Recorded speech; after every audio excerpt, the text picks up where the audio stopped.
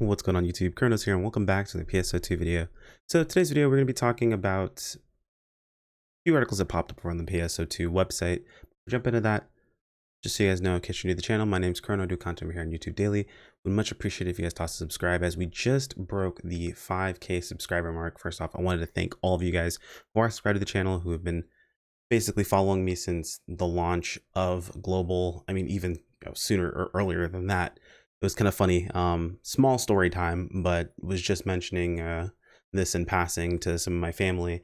My mom kind of comes back and just mentioned, man, I remember when you mentioned that you had just hit 300 subscribers, like, I want to say at the start of like last year. And I was like, huh, that puts things in perspective pretty heavily, huh? So yeah, and didn't ever foresee us hitting the number that we have so far. So thank you all so very much. Is super awesome to see all of you guys here, and I look forward to seeing everyone moving forward into NGS. But we'll get over the sappy stuff. Let's jump into the reason for the video itself. So a few articles popped up here. We're going to talk about a couple of them. A few other ones we're going to leave for a little bit later, but I wanted to talk about a few things really quick. First off, the comic has popped up. If you haven't seen this yet, go give it a watch. It's actually a lot of fun, and you can see some pretty cool stuff for NGS that hasn't been shown off just yet. Things like, some fighter gameplay that you might not have seen. Basically, it's just Double Saber, and I'm fiending for any bit of Double Saber content I can find. So the PSO2 comic is here. I know JP announced that they'll be doing their episodes weekly. Hopefully we'll see something fairly similar to that.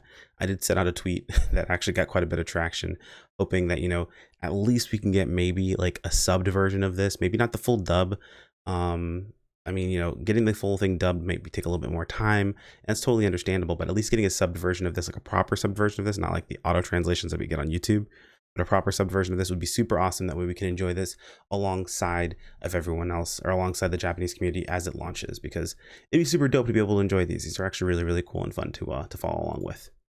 But the really big portion of this video is going to be the survey stuff. So we got back the information for the survey. Let's go over it. So about the play status and survey results for the NGS closed beta test. We like to inform you about the play status and some of the survey results from the closed beta test. Basically, they're answering some of the stuff from the closed beta test, and then just some of the statistics that we had. So it shows off that class leveling. So it looks like 66% of players were lower than level 10. Looks like 29% made it over level 10, but only 5% made it to level 15. We made it to 15 like multiple times, of course, but only 5% of people actually had enough time to make it to 15, which is understandable. There's only a couple of days of the beta itself, so making it to 15 wasn't exactly the easiest thing to do. You can make it to 10 fairly easily if you just did all of the client orders, so at least getting one level 10 wasn't too terribly bad to do in the beta. Battle power, so it shows a 950 below. This is basically the cutoff point for doing the urgent quest. So you can also look at this as how many people actually were strong enough to do the urgent quest. 66% of players definitely didn't do it. So 950 and below, 66% of players, probably basically all the number of players who didn't hit level 10 or higher. You could basically do this by hitting level 10 for the most part and just having equipped the right set of gear and upgraded a bit, and you'd be good to go. 950 or higher, 22% of players actually made it to 950 or higher, which is pretty dope. That was high enough to do the actual urgent quest when it popped, so that's super cool. We actually ended up soloing that. You can find that on the channel itself. But anyway, we've got 12% of players who actually made it to 1050. Now 1050 was a I don't say like a milestone, but it was like a goal to hit, just because it was how much you needed for one of the prizes for participating in the beta. So 1050 was an important milestone for quite a few people. I think the cap that people hit was like 11 something. I can't remember exactly what it was, like 1190 or 1160 something like that, with having all of their gear upgraded. So 1050 wasn't too terribly bad to hit, but it was fairly high up there. The class ratio spread was actually pretty surprising. So a majority of players were Hunter. I guess that just makes sense. Sword Boy just kind of goes. But there was a good chunk of players. There were a lot of classes. Funny enough, I was the Tector. I actually went Techer Fighter. So I ended up playing Tector, and then I played Gunner for a good portion of it as well. But Hunter and Gunner seem to be the most popular classes. It makes sense. Hunter was really fun. Gunner was very fun. Honestly, everything was pretty fun. I didn't play any Ranger though. Ranger was the one I played the least amount. It's not surprising to see Tector being on the lowest. People tend to play supports the least. But for some class combinations, it was actually better to just play Tector main with a sub of something else. That's what I did for Fighter, because Shifted E-Ban, because of its uptime, ended up being stronger than Limit Breaker. Overload, I believe it's called. Yeah, Overload. So Anyway, nothing too crazy there, just showing off some of the ratios, but this isn't surprising, honestly. So around 30% of players reached level 10, 950 or more battle power, and many players participated in urgent quests. As for the class ratio, there tended to be slightly more players using Hunter and Gunner, and slightly less players using Tector. We were able to confirm that all classes were played without any major bias. Yeah, people played basically everything, whatever you wanted to play. People tried out a bunch of stuff, and it was a lot of fun. To avoid any class specific becoming, or avoid any specific class becoming overused, to avoid any specific class becoming overused, we plan to continue making updates post NGS launch. We would hope so. It is a continuously updated game, so we'd hope the class balancing continues to happen. Closed beta test survey results in summary. So closed beta test days 1. After day 1, 47%. Day 2 was 40%. And day 3 was 13%. More than 50% of players over 2 days, and more than 50% of players, or more than 50% played over 2 days, and many people participated in the test every day. Thank you. Yes, we did. About content that was rated particularly well in the survey. Character creation in Salon received high ratings in general, but the characters, visuals, and models received especially high ratings, with 90% of their responses being very good or good. Post-launch, we'll be releasing outfits that everyone will be satisfied with, so please look forward to it. Super dope. In-game graphics, fields, and enemies received especially high ratings here. Looks like 90% very good or good. Fields were that were unavailable during closed beta tests, such as West Ileo, Halfa Lake, Vanford laboratories, will be added by launch, so please try them out. We knew about that, so cool.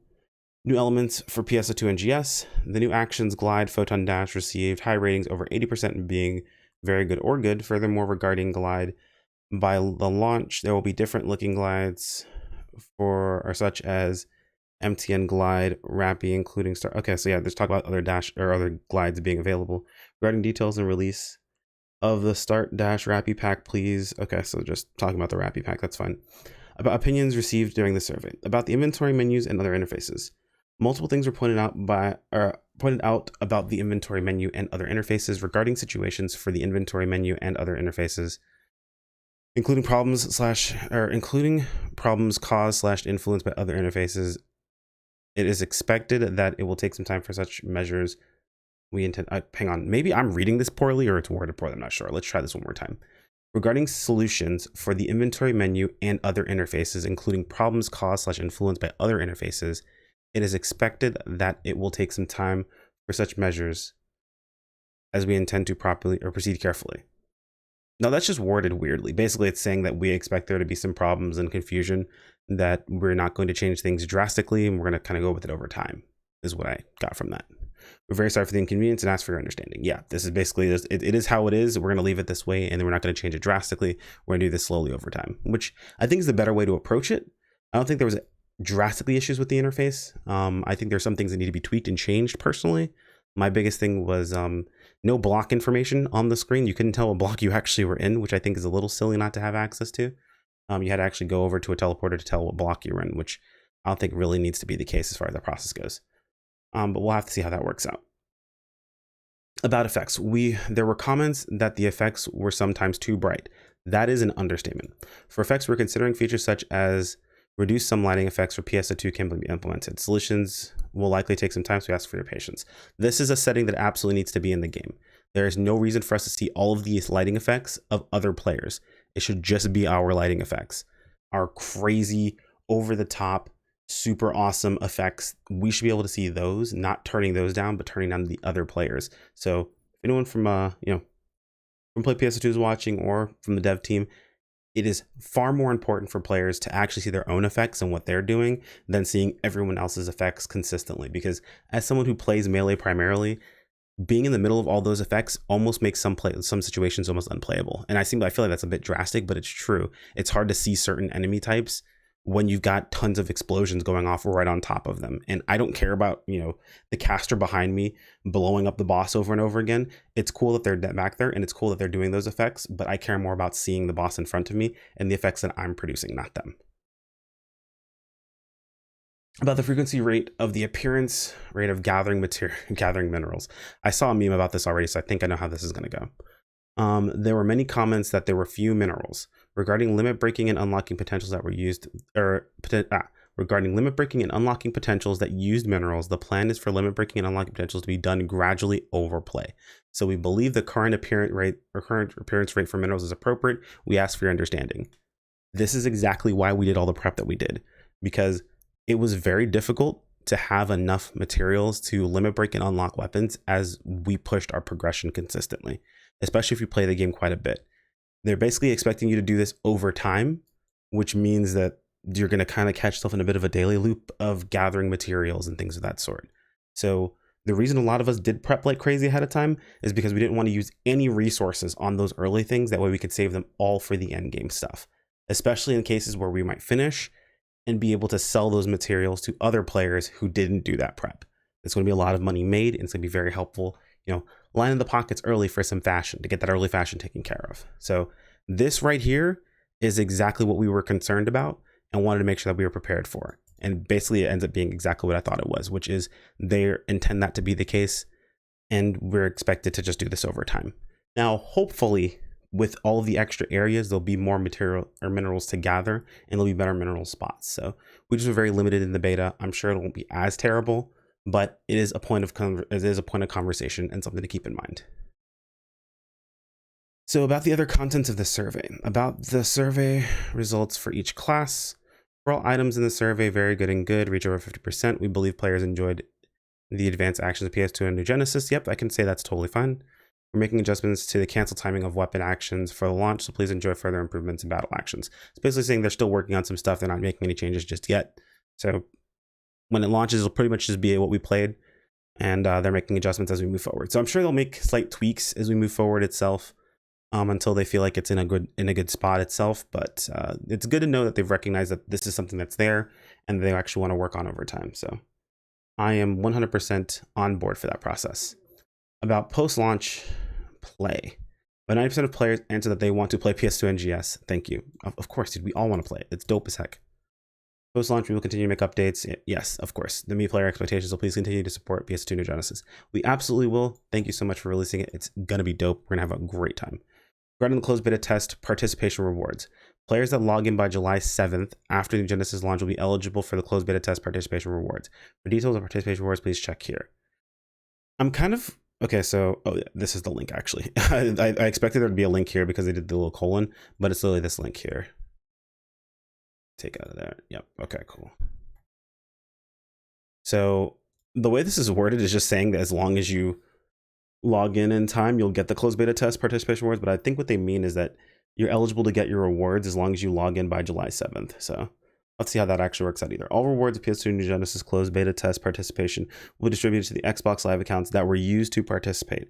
If you have a Steam or Epic Games account, please link your account with Xbox Live account before the official launch of PSO2 New Genesis.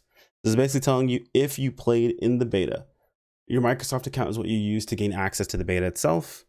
Make sure that it's linked to your base PSO2 account before New Genesis launches, meaning before tomorrow, which I guess technically you can't link to your account anymore. So, I mean, they kind of told you about this earlier, so it's kind of silly that it's here now, but you really can't do anything about it now.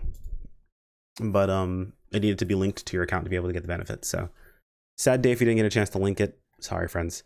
That really about covers it. That's everything to go over in the beta test survey. I'm actually pretty excited. There are some points of contention and some points of concern. I really, really hope they look into the effects issue. That to me is a no-brainer. You shouldn't need to see everyone else's effects. It should just be your own.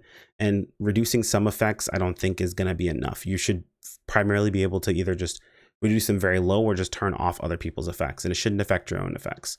Your own effects are the only thing that are important as far as, again, this is my opinion as far as the process goes.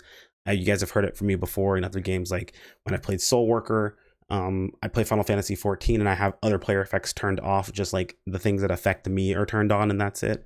And it works beautifully. It makes it so much more of a cohesive process moving forward. And then playing with people having their effects turned on is a jarring situation. And then, of course, the mineral situation. We all saw this coming from a mile away from playing the beta. This is exactly why I wanted to prepare ahead of time. I don't think it's going to be something that's like, absolutely ridiculously game breaking for people. I think it is going to stunt a little bit of the growth, and it's meant to a little bit as well. So being able to reduce having to worry about that would be kind of nice. But that really about covers everything, guys. hopefully you guys are getting some rest. I know I will be fairly shortly, but I've got a couple of things I want to work on. And yeah, we will be streaming right before the servers come up. So I think we're going to go live probably about 2-3-ish hours before the servers go live. I'm expecting just to hang out, chill with you guys. Here's hoping the servers go live on time. I'm sure everyone is like, oh, well, it's going to be delayed, so on and so forth. But that's totally fine. I don't care. All of us want to play the game. We're going to be there as soon as the game goes live. We're going to be around hanging out, having a good time. So feel free to join us over on Twitch. You can find the link in the video description below. If you guys want to make sure that you keep up with the content itself, jump over to Discord, follow me over on Twitter. Those all get notifications whenever we go live. So if you're not someone who gets notifications about Twitch all the time, or you're not always on Twitch, but you want to be there for the launch, make sure to go ahead and be in those areas. Something will tell you when we go live, and I'll make sure to let everyone know. I feel like I kind of just did my own outro just there itself, but I'll mention it really quick, guys. Like, comment, subscribe, all those things help out. They're all completely free. Join us over on Discord, follow me over on Twitter, all that good stuff, and I'll see you all in the next video. Don't forget to comment if you were part of the end gang. I was gonna say, and I'll see you in the next video, but I said that already. Fun stuff, right? We can't go a video without screwing up our outro. Take care. Peace out.